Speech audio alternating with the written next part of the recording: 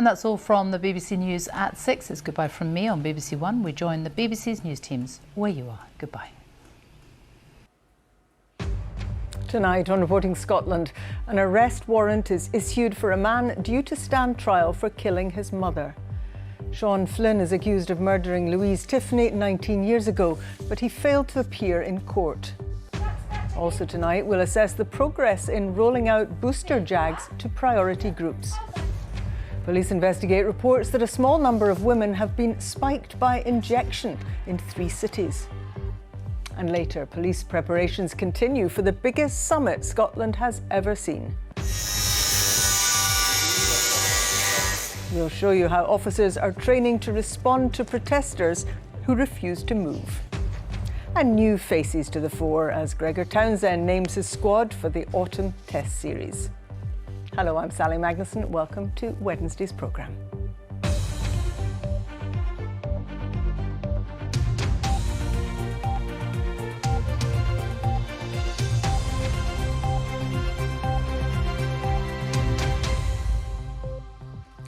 A warrant has been issued for the arrest of a man who was due to stand trial accused of murdering his mother 19 years ago. Sean Flynn, who's now 38 years old, failed to appear for the beginning of the trial at Livingston High Court. He's alleged to have killed Louise Tiffany in 2002. Flynn's home address was given as Berlin.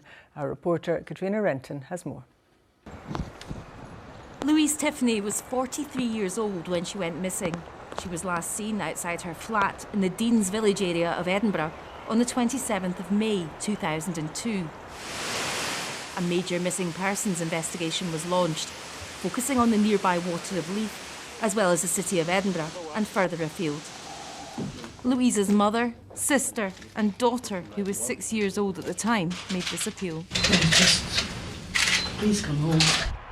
It was 15 years later, in April 2017, when a cyclist found human remains in woods in East Lothian at Longnidree, near Gosford House. These were identified through dental analysis as Louise Tiffany. Her son, Sean Flynn, who has been living in Germany, was later charged with her murder and of attempting to defeat the ends of justice by concealing her body in the boot of a car, driving to woods and disposing of her body there. Sean Flynn, whose address is in Berlin, failed to appear here at the High Court in Livingston. A warrant for his arrest was issued yesterday. The prosecutor, Alex Prentice QC, said that a number of inquiries had been instructed, but the information received did not suggest the likelihood of Mr Flynn attending court in the near future. Defence QC Brian McConaughey agreed that that seemed extremely unlikely. Inquiries are continuing into Sean Flynn's whereabouts. Sean Flynn denies all the charges against him. Katrina Renton, reporting Scotland at the High Court in Livingston.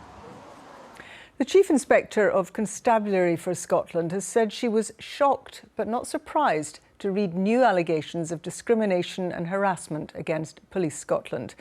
Gil Imrie said the force was making progress on diversity and inclusion, but more needed to be done. Our Home Affairs correspondent David Cowan joins us now. Dave, how have these new allegations come to light?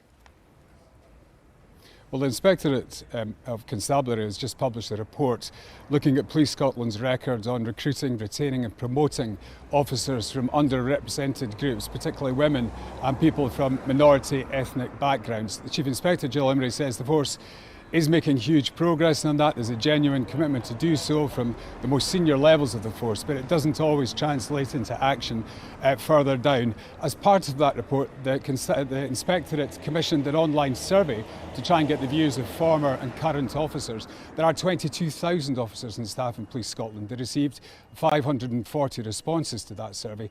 And those responses included allegations of discrimination, of harassment, of bullying, of sexism, sexual assault and racism.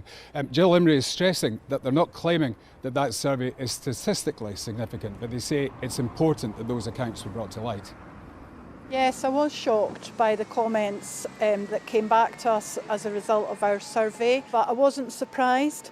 I'm not surprised because of the organisation's culture. The survey is not reflecting the experience of everyone in Police Scotland, but it is the experience of someone, and these voices need to be heard. And what has Police Scotland had to say in response to this? Well, clearly all of this is a major issue for UK policing at the moment. Police Scotland have actually just published a survey of their own conducted by Durham University Business School. It found high levels of job satisfaction amongst the 7,400 officers who took part in that survey. We asked for an interview today. We were given a statement instead from the Deputy Chief Constable Fiona Taylor. She said the force is committed to building a service that represents the wider community. They have new leadership and diversity training in place and an independent review group as well to oversee the whole thing. The force does say, though, that it recognises that there is much work to be done. Dave Cowan, thank you very much indeed.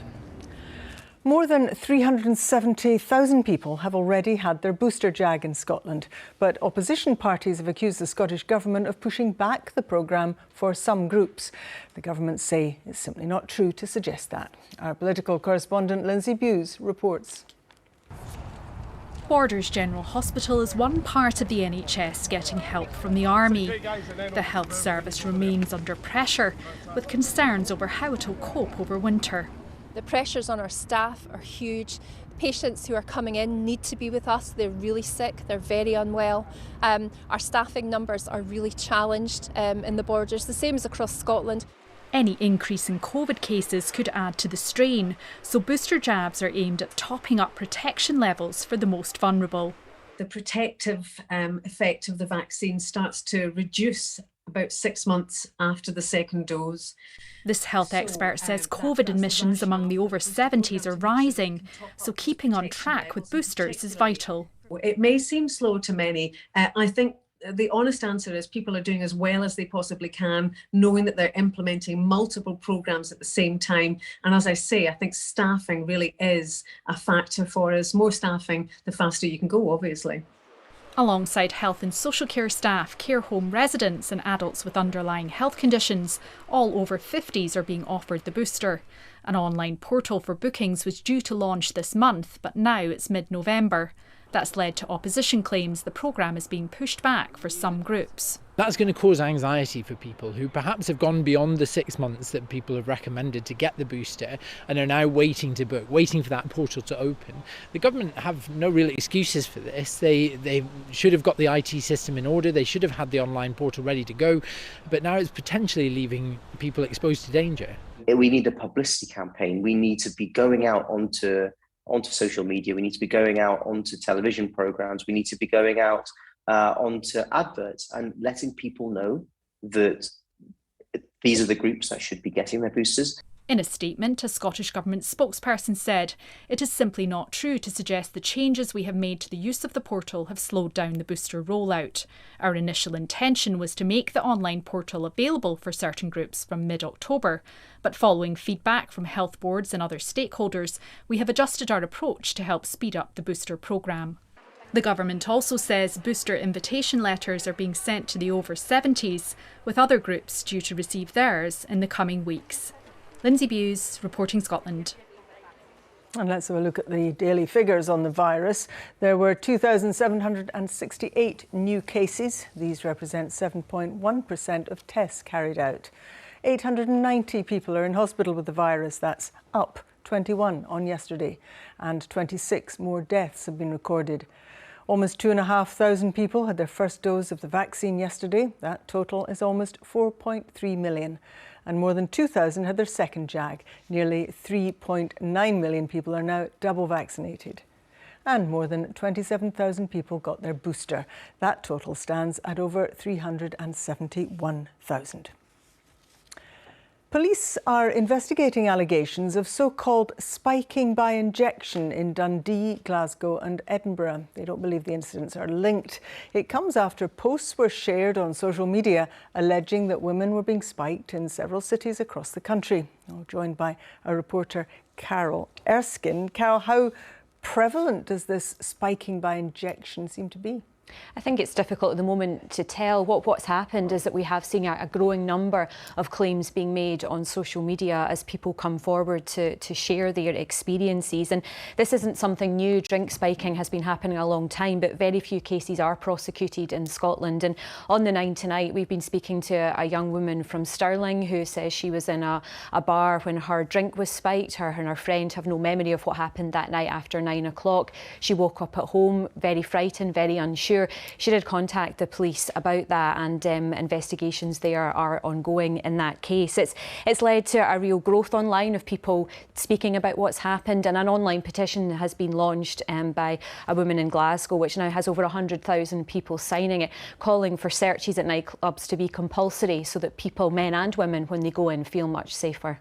As you say, spiking in general, unfortunately not new, but this by injection it is. Yes, it is new. It's really come to prominence in the last few days. A young woman at a nightclub in Nottingham coming out to speak about it, and from them it has grown to other parts of the country. As you say, Edinburgh, Glasgow, Dundee and Aberdeen. Police Scotland say they're looking at a small number of reports in that area, and it's important to say clubs are aware of this. They are listening. There are a number have come out to say that they're having enhanced safety procedures. They're putting lids on drinks. They're putting more straws in. They're increasing searches at the door. But I think overall there is a general fear here, and women and men are concerned for their safety. And you got more on this on the 9, you say? Absolutely.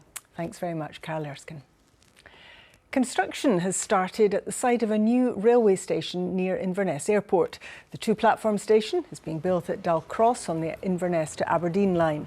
A footbridge with lifts, 10 electric vehicle charging points, parking for 64 cars and a park and ride facility also form part of the plan. Network Rail said it expected the construction of the station to be completed in December next year. Weak monthly sales figures have ended retailers' hopes of a post-restrictions bounce, according to monitoring by the Scottish Retail Consortium and KPMG. It shows September's figures increasing only slightly compared to the same month last year, well short of pre-pandemic levels. Now, 4 homes are likely to be demolished after Monday night's explosion in a property in Ayr. Meanwhile, dozens of people will spend a third night in other accommodation. After the blast in Gorse Park in Kincaidston, a family of 4 were taken to different hospitals in Glasgow and said to be in a serious condition. You're joined now by our reporter, Aileen Clark. They're making progress, Aileen, at the site of the explosion now. They certainly are. There's been a lot of work going on here today, that's for sure. And I can tell you that demolition work is now underway very gently. We've watched today a large digger that's been brought in with a massive claw, starting to nibble down very gently the walls of one of the houses that was left standing right next to that blast site. Remember, this was a block of 4 houses, one of which was reduced to rubble, the other 3 left standing. But you know, anyone that saw those aerial pictures yesterday will have thought, you know, the likelihood is that all 4 of those houses will be brought down, and that's what we've been told today, and that's the beginning of the demolition operation that's underway here with specialist contractors that have been brought in.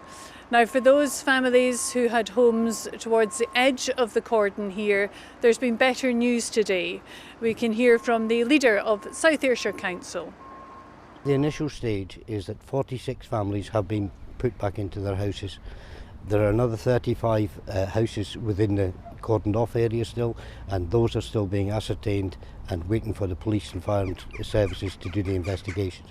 We have to ensure that electricity and gas supplies are all safe before anybody can move forward.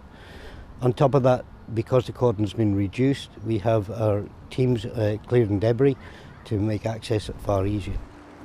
And Aileen, what about the people who can't return home? Well, the council is doing some work with them, obviously, to try and find alternative accommodation. I mean, they are hopeful, I say hopeful, that most people will be back in their houses this weekend, but that really depends on the state of the houses when they actually get in to have a look. You know, a few broken windows can be quite easily fixed quite quickly. If it's something more structural, then that's going to take more time. And also worth saying, you know, that 4 of the houses most badly damaged are not actually right next door to the blast site. They are actually some way away and have just been affected really badly by all that debris that got thrown around when the blast happened. So still quite a lot of work to be done there, but as I say, there will be some houses that take more work than others, and that will be a longer term thing. Of course, not all the houses here that have been damaged are council houses. You know, over the years many have been bought and are owner-occupier houses. Interestingly, the house that was reduced to rubble, it is a council house, but for example the other 3 houses in that block are owner-occupier. So there's been all sorts of insurance companies and assessors here today. It's been very busy on that kind of thing.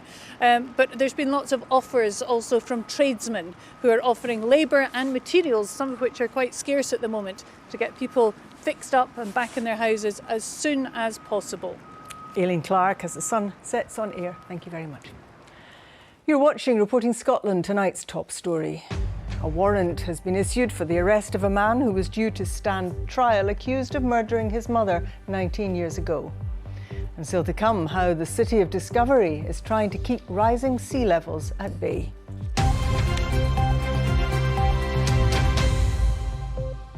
Police Scotland say safety rather than speed will be their priority when removing climate protesters who attach themselves to anything during COP26. Specialist officers have been practising how to free activists who refuse to move.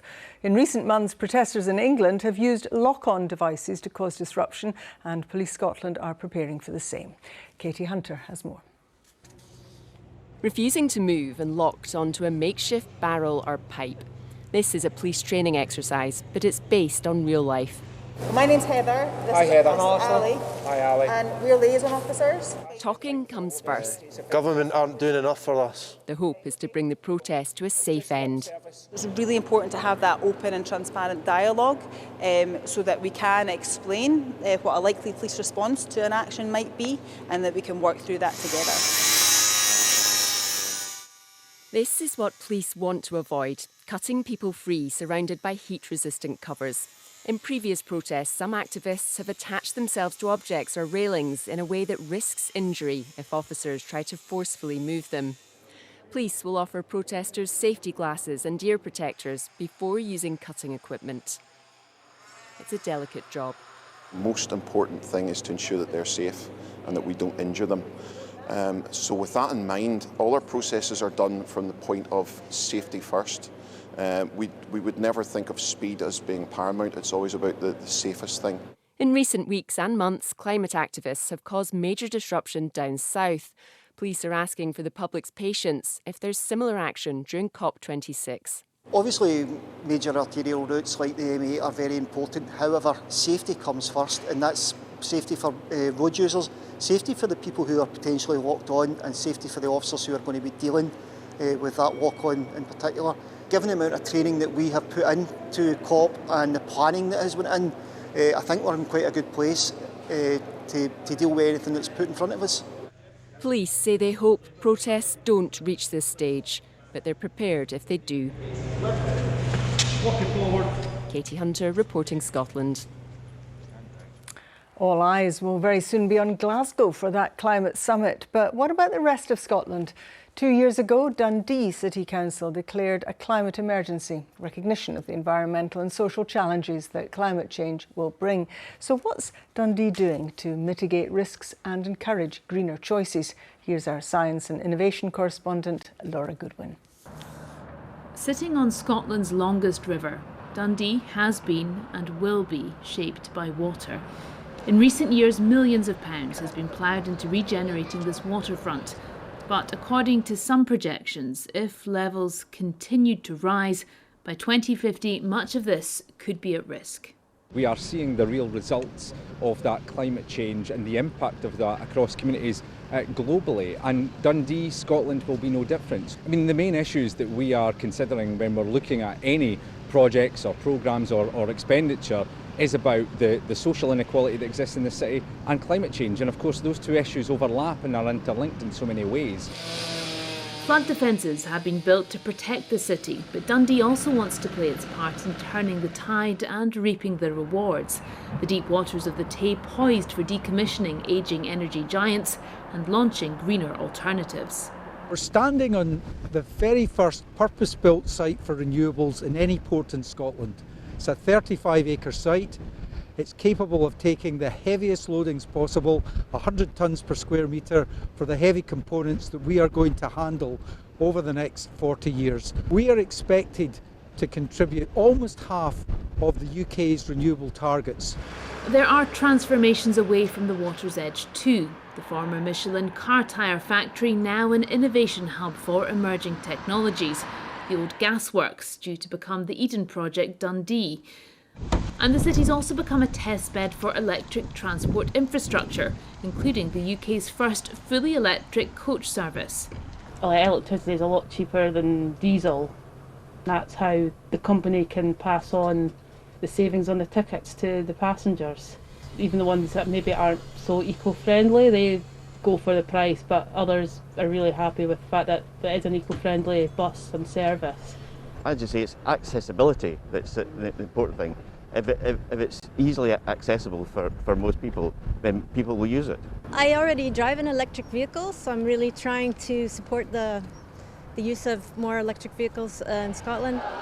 Like most cities, Dundee still has a long way to go if it's to meet its own climate ambitions. Action needed on both a local and global level. Soon all eyes will be on Glasgow, but the rest of Scotland should be watching too. Laura Goodwin, reporting Scotland. The Russian President Vladimir Putin will not be attending the conference in Glasgow. Russia is currently the fourth highest emitter of greenhouse gases, and critics say it's not doing enough to tackle the issue. A Kremlin spokesperson said climate change was one of its top priorities. There have been clashes at Prime Minister's questions over the UK government's decision not to select a carbon capture and storage facility in Aberdeen for funding. The SNP's Westminster leader Ian Blackford said it was a devastating blow to the renewable energy sector in Scotland ahead of next month's COP26 summit in Glasgow. Boris Johnson said the UK government was absolutely committed to helping industry decarbonise. Firefighters are encouraging the public to consider sitting out Bonfire Night this year because of a lack of organised firework displays. The Scottish Fire and Rescue Services Area Commander for Glasgow said he understood that people would be tempted to have their own displays, but stressed the danger of doing so at home. He's suggesting instead that Scots watch displays on television.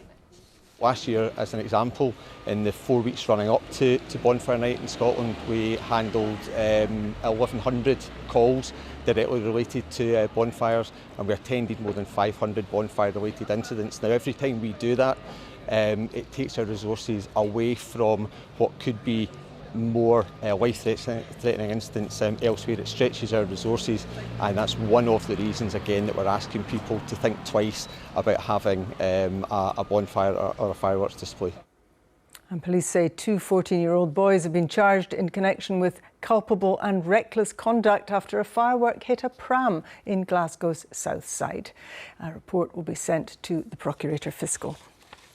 Rugby, and Scotland head coach Gregor Townsend wants his players to develop the belief that they can beat anybody as they head into the autumn test series.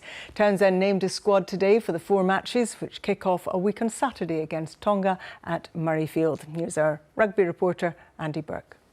Finding the perfect blend of youth and experience is something of an art form when it comes to squad selection, but Gregor Townsend now has something he's never had before as Scotland head coach: 8 British and Irish Lions amongst his ranks. They thrived in the environment. I was so proud of them on how well they integrated with others, how well they played, how well they trained, and how well they dealt with adversity, disappointment or injury, and they bounced back from that. So they'll be better for the experience.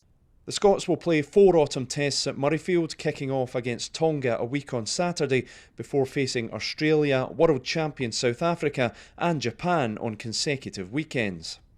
Gregor Townsend's 42-man squad features 12 uncapped players, including Dylan Richardson, the South African who qualifies through his Scottish father.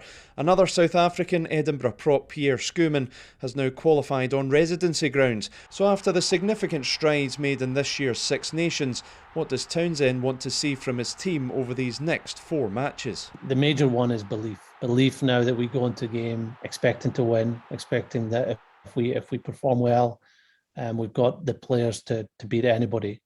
And that belief has been growing, obviously through experiences like winning at Twickenham and Paris. And belief is what is going to drive this group to success over the next year, 2 years. Well, in 2 years, the next World Cup will be upon us, and this is a squad named in some respects with that in mind. The next 4 games should give us a glimpse into Scotland's future. Andy Burke, reporting Scotland. Andy Murray's back in second round action at the European Open in Antwerp tomorrow after victory last night in the longest 3-set match of his career. The former Wimbledon champion says he's never played a match like it. He came out on top after 3 tie-break sets against the American Francis Tiafoe. They were on court for 3.75 hours. Now it's over to Stephen Jardine to find out what's happening on BBC Scotland at 10:30 tonight. Tonight, debate night is in Aviemore with a studio audience, MSPs, the Executive Dean of Edinburgh Business School and the founding editor of the national newspaper. 10:30 on the BBC Scotland channel. Let's take a look now at the weather. What's it up to, Chris? It's turning cold, Sally. Thanks very much indeed. Very good evening to you. Some sunshine around today for many of us, much better than yesterday, but a few showers and certainly very wet in the north. But the biggest change is coming tonight with cold air sweeping its way southwards, reaching all parts. So as we head through the next few hours, the band of rain we've had across northern areas today moves its way southwards. A rash of showers follow on, and the winds will be fresh to strong gales around some northern and northeastern coasts, and cold, 3-4 Celsius in town. So it will be a cold start to the day tomorrow, but some early sunshine, and then a number of blustery showers continuing on those strong winds. Actually, those showers will be wintry over the hills and high ground, but if you catch a shower tomorrow, for most of us, it will be of rain. Now, mid-afternoon, there will be some sunshine in between the showers, but not doing much for the temperatures. 10-11 degrees through central and southern areas. Further north, across much of Highland and Grampian, world temperatures more like single digits. There will be some sunshine at times, but equally a number of showers, and those winds around northern and northeastern coast still strong to gale force. And that means actually the feel of the day will be a lot colder. The temperatures feeling closer to 4 to 8 Celsius across the mainland, 1 or 2 Celsius for the northern Isles. Looking ahead to Friday, and we have high pressure towards the southwest, and that'll just calm things down. The air temperature is similar, but because the wind's that bit lighter, shouldn't feel quite as cold. A rash of showers in the west and cloudy conditions here, drier and brighter further east. In the north, temperatures around 8 degrees in the south, up to around 12. Looking ahead to the weekend, and we have low pressure to the west, sending weather fronts our way, bringing outbreaks of rain, but crucially, the wind direction is changed, now a southwesterly, so less cold. Here's Saturday. It's a cloudy start with rain approaching the Hebrides and the west coast through the afternoon, but temperature-wise into the teens. And Sunday is similar. The rain band will have cleared through. We're left with blustery showers, some bright spells of 13 or 14 Celsius, but certainly tonight and tomorrow, feeling really quite cold. That's the forecast for now. Okie doke, Chris. Thank you very much indeed. And that is Reporting Scotland. We'll have a late bulletin for you just after the 10 o'clock news. Until then, from everyone in the team right across the country, do have a good evening.